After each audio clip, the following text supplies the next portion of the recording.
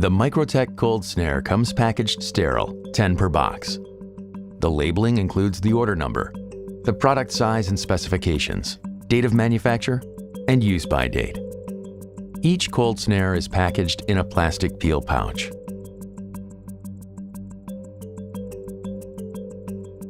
Open the pouch and carefully remove the cold snare from its packaging and uncoil it. Prior to use, ensure that the device is undamaged and has no sharp edges.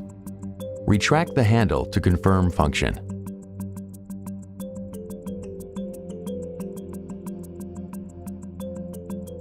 With the snare loop retracted inside the outer tube, insert the snare into the working channel of the endoscope.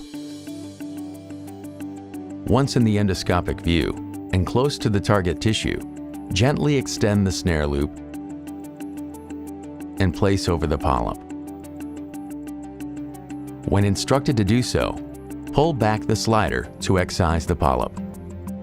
With the snare loop in the retracted position inside the outer tube, slowly pull the catheter to remove the snare from the endoscope. For patients with multiple polyps requiring repeated use of the cold snare, check for loop distortion after the removal of each polyp.